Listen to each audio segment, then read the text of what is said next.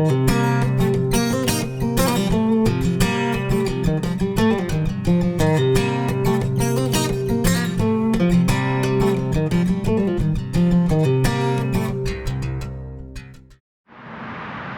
and welcome to this episode of John's Motorcycle Rescue and Review.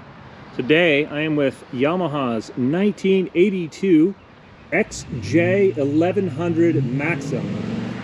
This bike has 80s funk written all over it. It has the optional front fairing by Yamaha here, and it's kind of one of those bikes that's so ugly it's cool. But otherwise, the Maxim was their cruiser, and it was really based on the XS1100 motorcycle. They changed the designation to XJ. And I saw this one, and it had that 80s vibe going, something fierce, and I thought, yeah, that's a cool machine. So it is not even off the trailer yet. I just pulled in, and I'll go over the bike quickly, let you see kind of what I'm starting with here. And overall, it's not in terrible cosmetic condition. The paint overall is pretty decent. It's a little bit of fading on the top of the tank, but really not bad. The aluminum on it needs to be polished up. You know, there is some corrosion on the clear coat on some of the aluminum, but the nice thing is that a lot of your clear coat has already worn off, so it should polish fairly easily.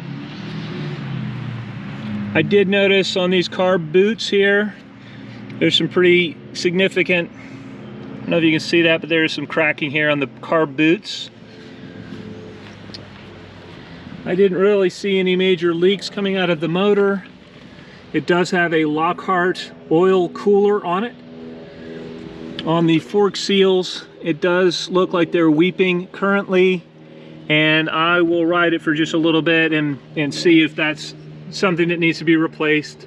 If so, I will go ahead and replace that.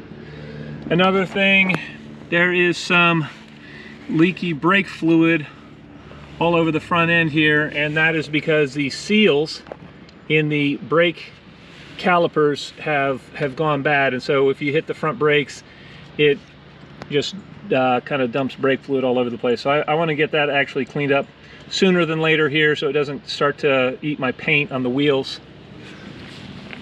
But this is the first big XS/XJ Yamaha that I've had.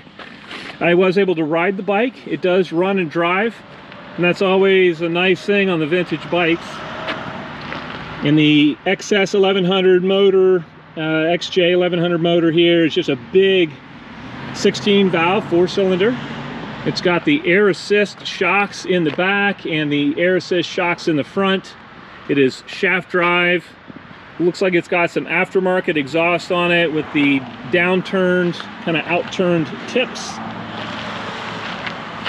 Tires are showing a little bit of cupping here, and I'll just see how it is. They have plenty of tread left, but I'll double check and make sure there's no dry rot on them.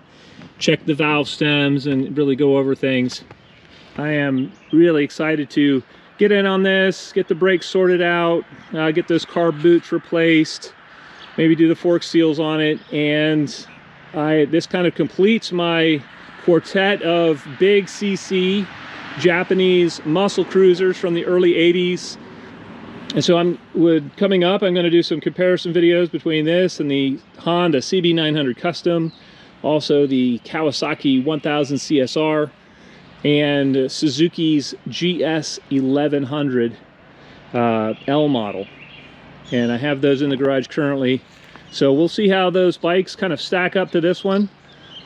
It does have the headlight ears still on it, even though it has the fairing. And so what I may do is convert it back to just a standard style motorcycle. But I don't know, that front fairing is actually pretty functional. And again, it's got a retro funk to it that it's certainly not beautiful, but it's just 80s cool. So I'll decide later what I want to do with that, and you know, once I have it on the road, and you know, just kind of see how things turn out. I hope you found this video entertaining and informative, and until next time, enjoy the ride.